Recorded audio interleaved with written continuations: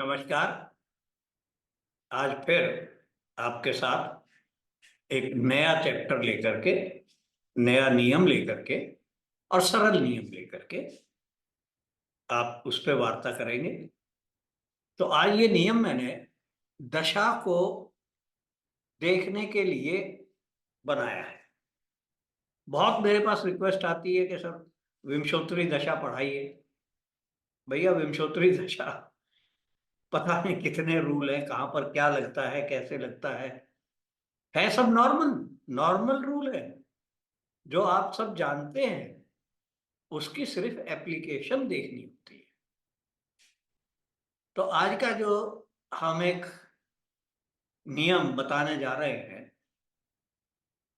वो आप सब लोग भली भांति जानते हैं, परंतु उसको अप्लाई नहीं करते। देखिए, किसी भी हॉरोस्कोप में तीन भाव त्रिशदाय के भाव कहे गए हैं। वो है 3, 6 और 11।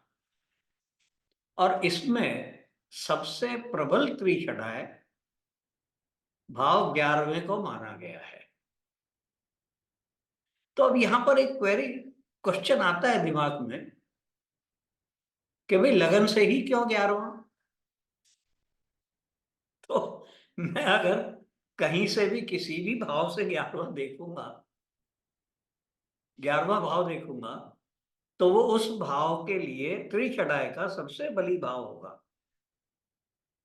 बस बीज यही है, मंत्र यहीं से आ रहा है भाई। अब क्या हुआ कि 11वें भाव को किसी भी भाव से 11वें भाव की दशा चल रही है, तो भाई कुछ ना कुछ तो ड्रामा वो करेगा ही ना। कुछ ना कुछ बुरा काम, कोई आपको डाउनवर्ड ऑब्स्टेकल, कुछ ना कुछ तो वो कर ही देगा। हाँ, इसमें ये देखो, यहाँ एक गलती करोगे। 11वें भाव में अगर ग्रह बैठा हुआ है उस पे लागू नहीं होता है ये सिर्फ 11वें भाव के स्वामी पर लागू होता है। अब यहां एक और प्रश्न आता है भाई, राहु केतु तो किसी भाव के स्वामी है नहीं, और उनकी दशा तो आती है, अच्छी लंबी चौड़ी दशा है। राहु की दशा है 18 साल की, केतु की 7 साल की। तो 25 साल जो हम पूर्ण आयु बोलते हैं, उसमें से एक चौथाई दशा तो राहु और केतु की है। तो उनके लिए कैसे नियम लगाएंगे ये? मेरा हमेशा से विचार रहा है और हम प्रूव कर चुके हैं कि जो सत्याचार्य जी का मेथड है, जो उन्होंने बताया है कि राहु केतु जिस भाव में विराजमान होते हैं, बैठे होते हैं, उस भावेश की तरह कार्य करते हैं। अब यहां भावेश की बात कर रहे हैं ना, तो मैं ये सूत्र को यहीं पर ही खत्म कर रहा हूं। तो राहु केतु जहां भी बैठे हुए हैं, तो वो किसी भाव से तो 11वां भाव होगा ना। आसान क्या है, राहु और केतु जहां बैठे हो वहां से तीसरा भाव। तो राहु केतु 11वें के हो में बैठ गए, 11वें के मालिक हो गए। पहला पॉइंट। अब दूसरा पॉइंट, बहुत से ग्रह सूर्य और चंद्रमा को छोड़ करके सारे ग्रह दो दो राशियों के स्वामी होते हैं। ठीक है, तो दो राशियों के स्वामी हैं, तो वो 11वें के स्वामी होंगे दो भाव से। जैसे बृहस्पति है, धनु का स्वामी है और मीन का स्वामी है। धनु है 11वां तुला से, ठीक है, और मीन है 11वां वृषभ से। अब देखो ब्यूटी, दोनों ये साइन शुक्र के हैं। शुक्र और बृहस्पति आपस में अच्छे नहीं है, एक दूसरे को ध्यान नहीं देते, वो शत्रु मानते हैं। तो यहां से एक बात और आती है कि जो त्रिशदाय के स्वामी होते हैं ज्यादातर वो लग्नेश के शत्रु होते हैं, इसीलिए त्रिशदाय बने हैं वो। ठीक है जी। तो अब हमने महादशा तो दे तय कर ली कि भाई किसी भी भाव से 11वें भाव की स्वामी की महादशा, मान लीजिए आप शरीर का उसका शरीर में बीमारी वगैरह देखना चाहते हैं, तकलीफ देखना चाहते हैं, वो लगन से देख लो 11। प्रोफेशन में व्यवसाय में देखना चाहते हैं तो आप दशम भाव से 11वां ले लो। भाग्य खत्म हो गया भाई साहब, मेरी तो बुरे दिन आ गए, तो नवम भाव से 11वां मतलब 7वां भाव का स्वामी हो गया। ठीक है। पति से तकलीफ आ रही है तो 5वें भाव का स्वामी देख लो। ठीक है, ये तो मोटी मोटी बात हो गई। तो अब इसमें लंबी दशाएं भी आती है भाई, शुक्र है 20 साल की दशा है, तो 20 साल में कब कब ज्यादा इफेक्ट होगा, तो इसके लिए क्या देखते हैं कि उस ग्रह की अंतर्दशा में सबसे ज्यादा कष्ट होगा जो ग्रह लग्नेश को अपना शत्रु मानता है,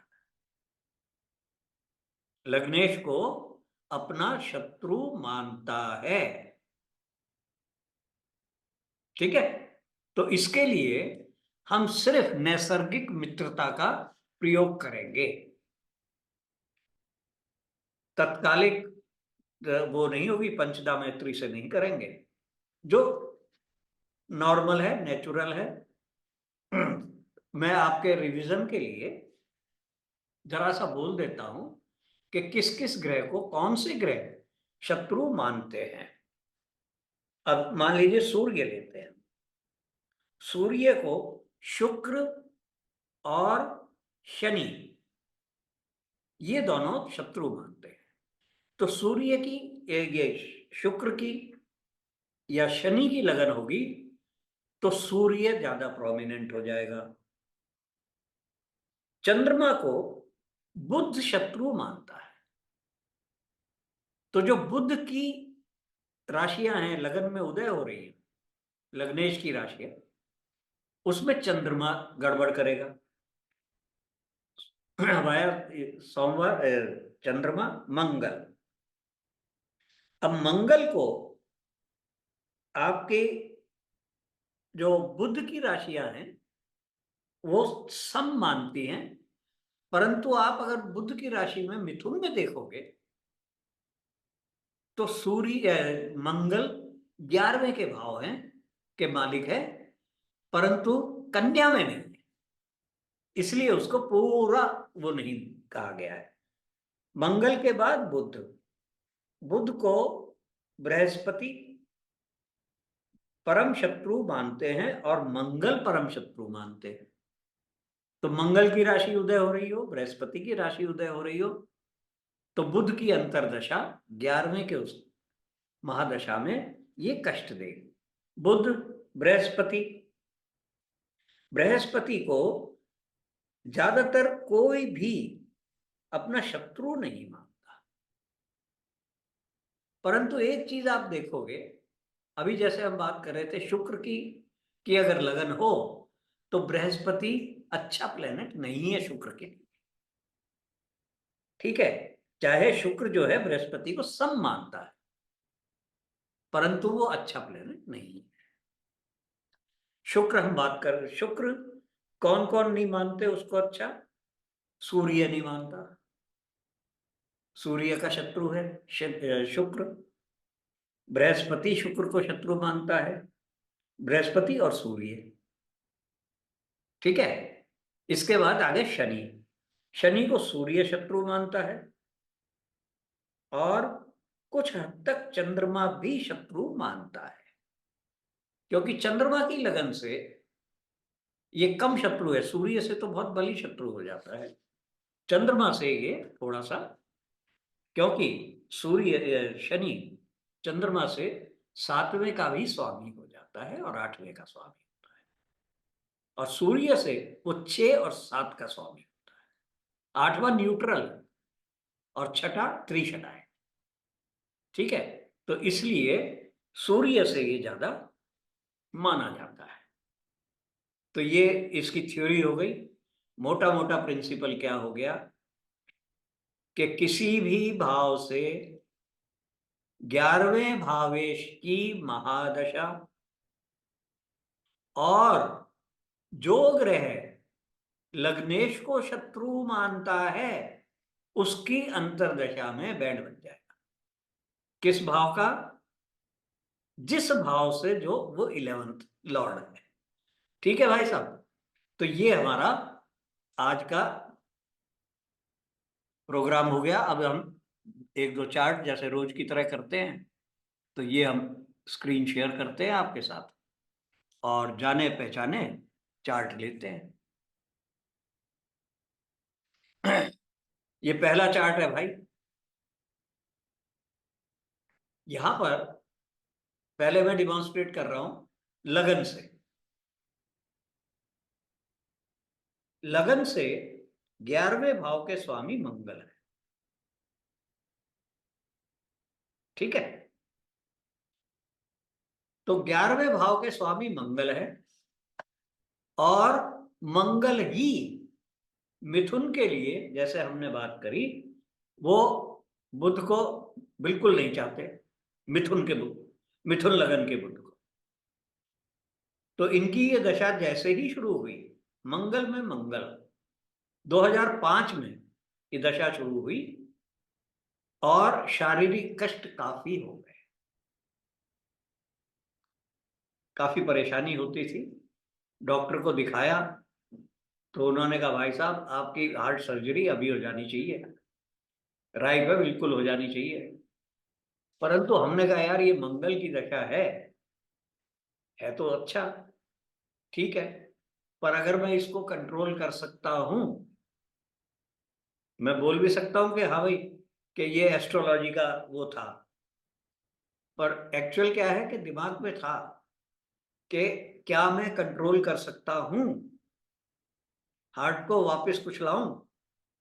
तो वो करते हुए 8 साल बाद सर्जरी 2013 में। परंतु इस मंगल ने काफी परेशानी दी,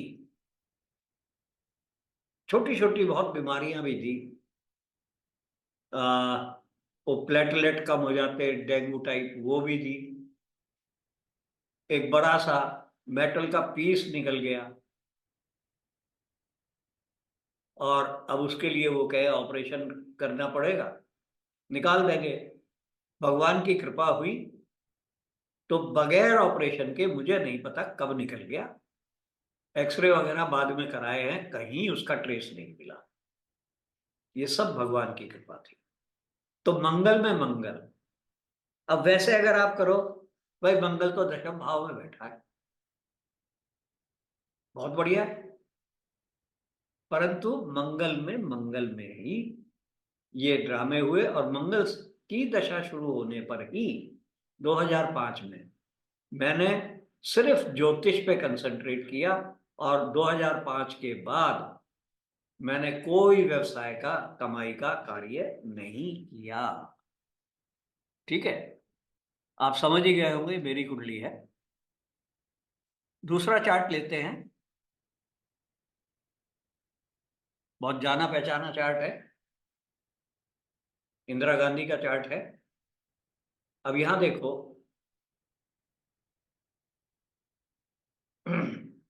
दशम भाव से 11वें भाव का स्वामी शनि है और नवम भाव से भी 11वें भाव का स्वामी शनि है। और शनि महाराज वैसे ही इस लगन के लिए पूरे अशुभ नहीं माने गए हैं, जैसे हमने बात की, लियो में ज्यादा माने गए। तो इनकी शनि की महादशा शुरू हुई और जब शनि में शुक्र का अंतर्दशा आई अब शुक्र को बहुत ज्यादा शुक्र जो है वो चंद्रमा को बहुत एनिमी मानता है। शनि में भी प्रॉब्लम आई, पर शनि शुक्र में ये इलेक्शन हार गए 1977 में। शनि के शुरू होने के थोड़े बाद ही इन्होंने जड़ नींव डाल दी थी इमरजेंसी। तब इमरजेंसी इंपोज हुई थी शनि में, तो नींव डल गई थी प्रोफेशन का, और भाग्य आउट हो गया, खत्म। भाग्य का जो था उस समय वो खत्म हो गया। अब देखो, शुक्र के बाद जैसे ही सूर्य का की अंतरदशा आई 1980 में, ये फिर से पीएम बनने दोबारा जीत के आ गए, क्योंकि अब वो एकादशेष का शत्रु इतना नहीं है। सूर्य लग्नेश को मित्र मानता है, चंद्रमा को, शनि को चाहे दुश्मन मान रहा है, परंतु हम बात कर रहे हैं लग्नेश। लग्नेश को जो शत्रु मानता हो, तो सूर्य की अंतर्दशा आई, वो तो चंद्रमा को परम मित्र मानता है। उसके बाद चंद्रमा की अंतर्दशा है, वो खुद लग्नेश है, अब खराब कैसे है, वो वापस रहे उसमें, बढ़िया है। चंद्रमा के बाद मंगल आया, मंगल भी ठीक रहा, ठीक है। तो ये इस तरह से आप देख सकते हैं, परंतु शनि की दशा अल्टीमेटली गड़बड़ कर गई। ठीक है जी। अब नेक्स्ट चार्ट लेते हैं।